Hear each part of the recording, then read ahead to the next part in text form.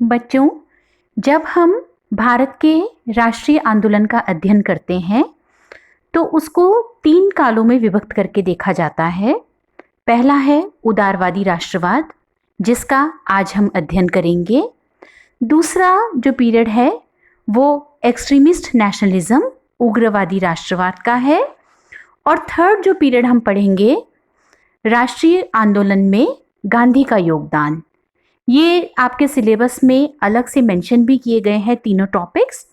और आज हम उदारवादी राष्ट्रवाद को पढ़ेंगे। इसके पूर्व हम लोग 1857 की क्रांति का अध्ययन कर चुके हैं और भारत में राष्ट्रीय आंदोलन के उदय के क्या कारण रहे हैं इस पर हम चर्चा कर चुके हैं। मैं समझती हूँ कि विद्यार्थियों को पृष्ठभूमि समझ में आ गई होगी और उदारवादी राष्ट्रवाद को हम प्रारंभ करते हैं। आप चाहे तो साथ साथ में पॉइंट्स को नोट भी कर सकते हैं और इन पॉइंट्स को आपको जो ग्रुप्स बने हैं उसमें भी उपलब्ध करवा दिया जाएगा। 1885 में कांग्रेस की स्थापना हुई थी। पहले भी बताया था, सर A.O. ह्यूम ने कांग्रेस की स्थापना की थी। 1885 से लेकर 1947 तक भारतीय स्वतंत्रता के लक्ष्य की प्राप्ति के लिए कांग्रेस ने जिन विविध रूपों में काम किया, उसके आधार पर हम भारत के स्वतंत्रता आंदोलन को 3 कालों में विभाजित कर सकते हैं। आप बच्चों नोट कर सकते हैं। पहला उदार, जिसे हम नरम राष्ट्रीयता का काल भी कहते हैं। यह है 1885 से 1905 तक, 1885 से 1905 तक। दूसरा उग्र राष्ट्रीयता का काल है, जिसे आप नोट कर सकते हैं 1906 से 1919। और तीसरा काल राष्ट्रीय आंदोलन का गांधी युग, इसे आप लिख सकते हैं 1920 से 1947। 1920 से 1947।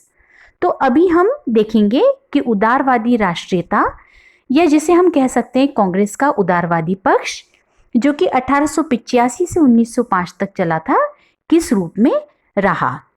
तो इस काल में जो कांग्रेस का लक्ष्य था, जो कांग्रेस का दृष्टिकोण था, जो कार्य पद्धति थी, वह उदार थी।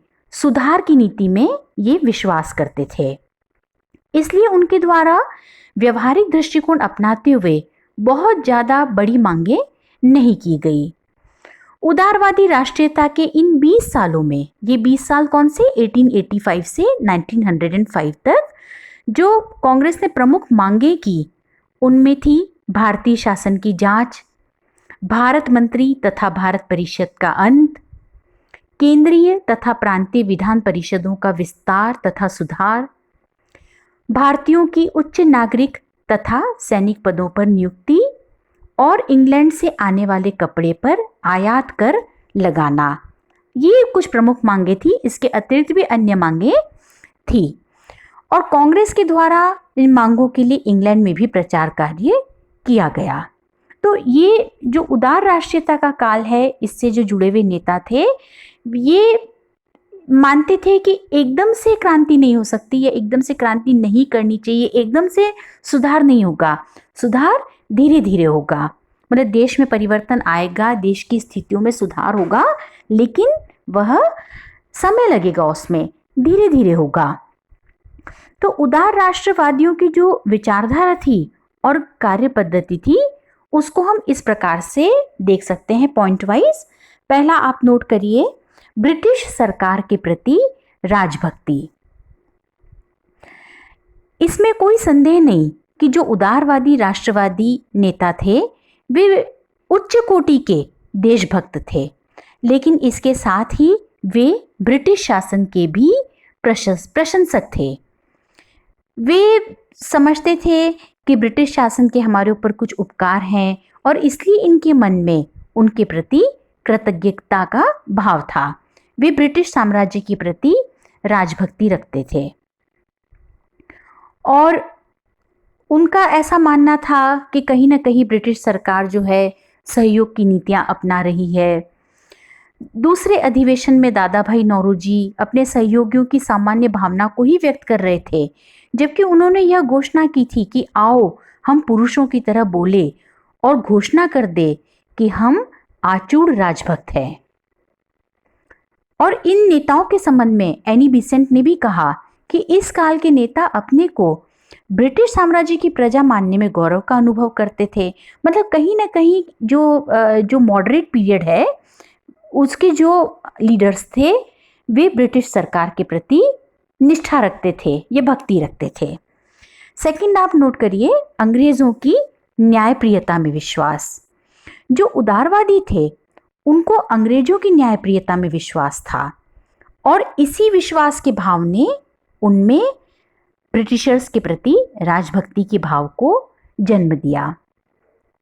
डॉक्टर पट्टाभी कहते हैं कि उदारवादी नेता इस बात पर विश्वास करते थे कि अंग्रेज स्वभाव से न्यायप्रिय होते हैं तथा यदि उन्हें भारतीय दृष्टिकोण का सही ज्ञान करा दिया गया तो वे इसे स्वीकार कर लेंगे। तो जो ये उदारवादी थे इन्हें विश्वास था कि अंग्रेज स्वभाव से न्यायप्रिय हैं। तीसरा जो पॉइंट हम जो उदारवादी राष्ट्रवाद की विचारधारा या कार्य पद्धति पढ़ रहे हैं उसमें आप नोट करिए, ब्रिटेन के साथ संबंध भारत के हित में समझना। जो प्रारंभिक राष्ट्रीय नेता थे अधिकांश वे पश्चिमी शिक्षा के परिणाम थे, तो उनका विचार था कि ब्रिटिश शासन ने अंग्रेजी साहित्य, शिक्षा पद्धति, यातायात और संचार की व्यवस्था, साथ ही स्थानीय स्वायत्त शासन के रूप में हमें एक प्रगतिशील सभ्यता प्रदान की है और ब्रिटिश शासन ही आंतरिक अशांति और बाहरी आक्रमण से भारत की रक्षा करने में समर्थ है। फिरोज शाह मेहता ने कांग्रेस के छठे अधिवेशन के सभापति पद से कहा था कि इंग्लैंड और भारत का संबंध इन दोनों देशों और समस्त विश्व की आने वाली पीढ़ियों के लिए वरदान होगा। मतलब ये मानते थे कि अगर जो भारत है वो ब्रिटेन के साथ संबंध रखेगा तो कहीं ना कहीं इसमें भारतीयों का हित निहित है। ये उदारवादी जो थे वो लिबरल थे, इनकी थिंकिंग लिबरल थी, इनकी आइडियोलॉजी लिबरल थी, इनका जो कार्य करने का तरीका था वह उदार था।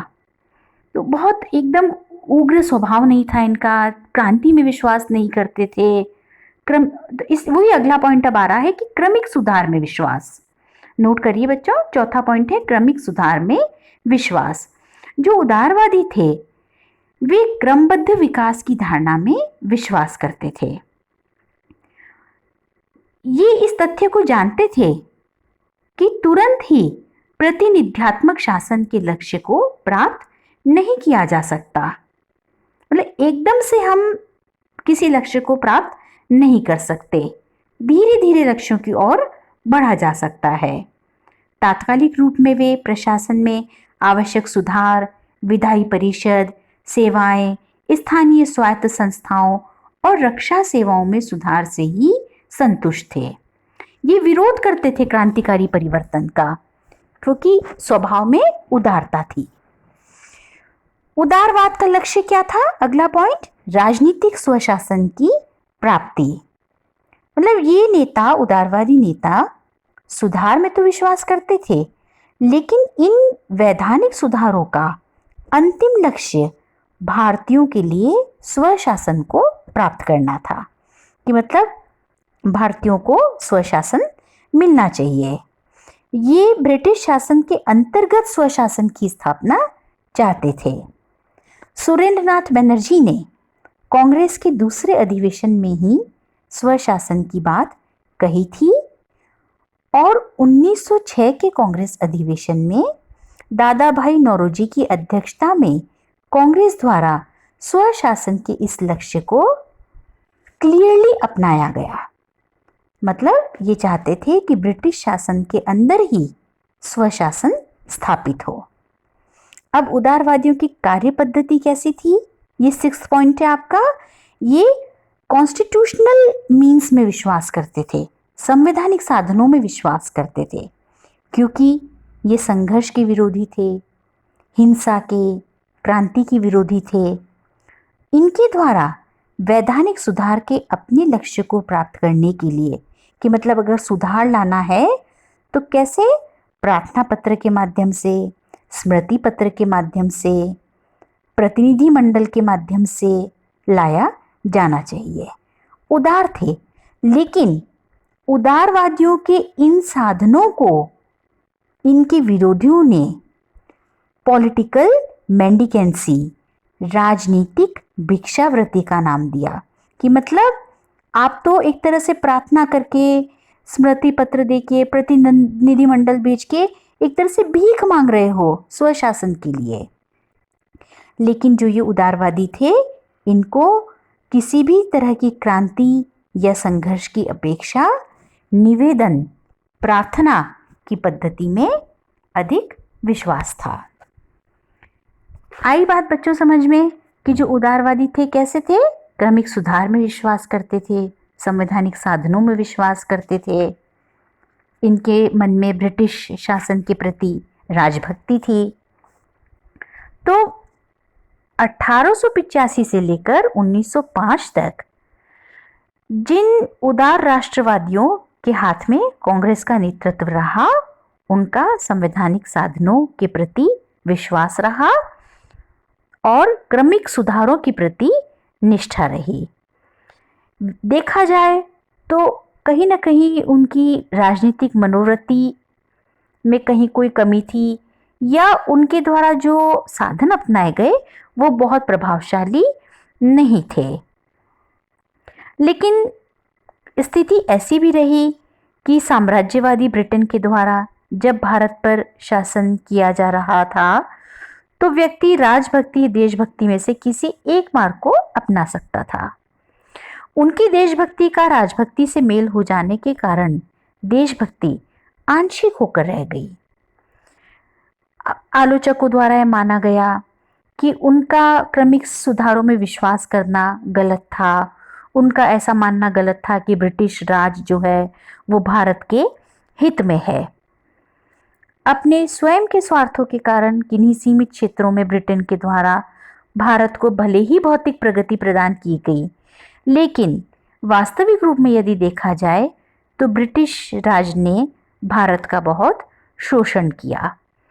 तो जो ये उदारवादी अंग्रेजों की न्यायप्रियता में विश्वास करते थे, यह भी गलत था। और बाद में कई ऐसी घटनाएं हुई जिन्होंने यह सिद्ध भी कर दिया कि अंग्रेज जो थे वो भारतीयों के हित को नहीं समझ रहे थे और भारतीयों से भेदभावपूर्ण व्यवहार करते जा रहे थे और अनावश्यक रूप से भारतीयों पर शक्ति का प्रयोग कर रहे थे, दबाव डाल रहे थे। तो जो उदार राष्ट्रवादियों ने जो नीतियां अपनाई वह प्रभावदायक नहीं रही। 1918 तक उनकी कई प्रार्थनाओं के बाद, कई बार निवेदन किए जाने के बाद भी अंग्रेजी शासन ने उनकी मांगों में कोई रुचि नहीं दिखाई। और इवन देन उनके द्वारा जो अपनाए गए साधन थे, उग्रवादियों के द्वारा इन साधनों को राजनीतिक भिक्षावृत्ति जैसा नाम भी दिया गया। और इसके साथ ही जो उदार राष्ट्रीयता थी, उस धारा का नेतृत्व करने वाला कोई व्यक्ति या जो भी नेतृत्व कर रहे थे वो बहुत बड़े जननेता नहीं थे, या यूं कह दो कि इनका साधारण जनता से कोई संपर्क नहीं था। तो कहीं ना कहीं कुछ कमियां रही और इसीलिए इनकी मांगों की ओर ध्यान नहीं दिया गया। लेकिन फिर भी हम इस बात से इनकार नहीं कर सकते कि जो भी मार्ग उदार राष्ट्रवादियों द्वारा अपनाया गया, तो उस समय कुछ परिस्थितियां ही ऐसी थी कि एकदम से क्रांति नहीं की जा सकती। भाई एकदम से क्रांति कैसे करेंगे? कुछ न कुछ हमें पृष्ठभूमि में तैयारी रखनी होगी, मजबूती के साथ तैयार होकर आगे आना होगा।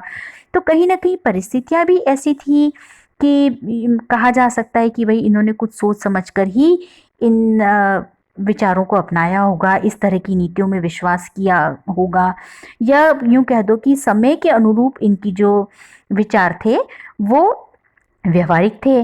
भारतीय जनता में अपनी जड़ें गहरी जमा लेने के पहले ही यदि उनके द्वारा ब्रिटिश राज के अंत की बात कहनी शुरू हो जाती तो यह गलत लगता। तो उनके द्वारा अपनाया गया मार्ग जो था वो समय के अनुकूल विवेकपूर्ण कहा जा सकता है और उदारवादी समय की गति के अनुसार आगे बढ़ने में पीछे नहीं रहे।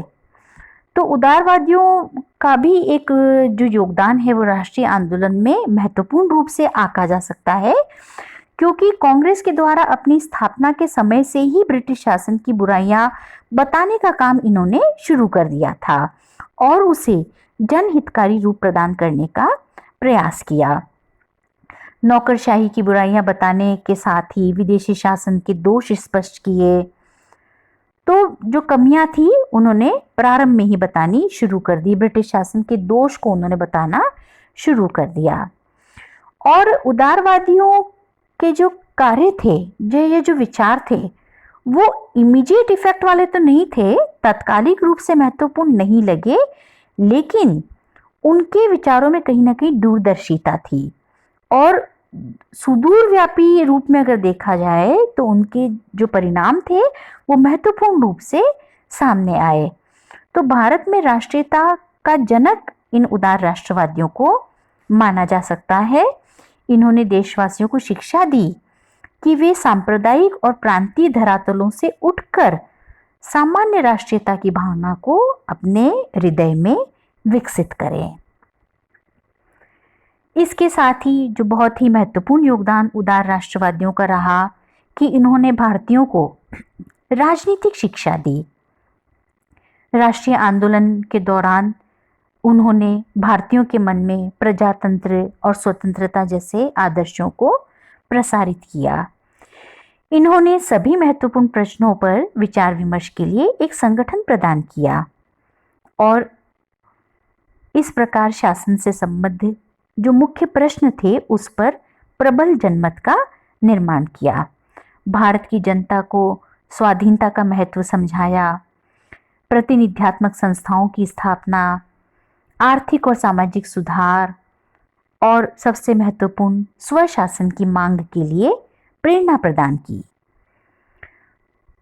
जनमत को प्रभावित करने और भारतीयों को राष्ट्र जीवन की ओर आकर्षित करने की दिशा में भी जो उदारवादियों ने योगदान दिया वह अविस्मरणीय है, उल्लेखनीय है, बहुत ही महत्वपूर्ण है। इनके द्वारा भारतीय प्रश्नों के संबंध में इंग्लैंड के जनमत को प्रभावित करने में भी पर्याप्त सफलता मिली। तो उदारवादियों ने भारतीय स्वतंत्रता संग्राम का आधार तैयार करा। मतलब कोई बहुत इन्होंने उग्र आंदोलन नहीं किया, लेकिन एक पृष्ठभूमि तैयार की, एक धरातल तैयार किया जिसके आधार पर भविष्य में स्वतंत्रता के लिए जो आंदोलन किया जाने वाला था या जो किया गया उसके लिए एक बैकग्राउंड तैयार हुआ। के.एम. मुंशी ने लिखा भी कि यदि पिछले 30 वर्षों में कांग्रेस के रूप में एक अखिल भारतीय संस्था देश के राजनीतिक क्षेत्र में कार्यरत न होती तो ऐसी अवस्था में गांधी जी का कोई महान आंदोलन सफल न होता। तो भले ही उग्रवादियों ने उदारवादियों के साधनों को राजनीतिक भिक्षावृत्ति का नाम दिया, लेकिन इस बात में कोई संदेह नहीं कि भारत के स्वतंत्रता संग्राम का आधार ही उदारवादी राष्ट्रवादियों ने किया। और साथ ही उदारवादी राष्ट्रीयता की जो तात्कालिक सफलता 1892 का भारतीय परिषद अधिनियम थी। हालांकि यह अधिनियम भारतीयों को सेटिस्फाई नहीं कर पाया, लेकिन फिर भी देश के वैधानिक विकास की दिशा में यह निश्चित रूप से एक महत्वपूर्ण चरण था। तो कुल मिलाकर हम कह सकते हैं कि जो उदारवादी राष्ट्रवादी नेता थे, दादा भाई नौरोजी, सुरेंद्रनाथ बनर्जी, फिरोज शाह मेहता और कई नेता साथ में जुड़े हुए थे, इन्होंने क्रमशः सुधार की नीतियों में विश्वास किया और संघर्ष में, क्रांति में इनका विश्वास नहीं था, लेकिन इन्होंने महत्वपूर्ण रूप से स्वतंत्रता संग्राम की पृष्ठभूमि तैयार की और प्रारंभ से ही इन्होंने जो ब्रिटिश शासन की कमियां थी, जो दोष थे, उनको स्पष्ट करना शुरू कर दिया था। तो ये तो था उदारवादी राष्ट्रीयता का काल 1885 से 1905 तक।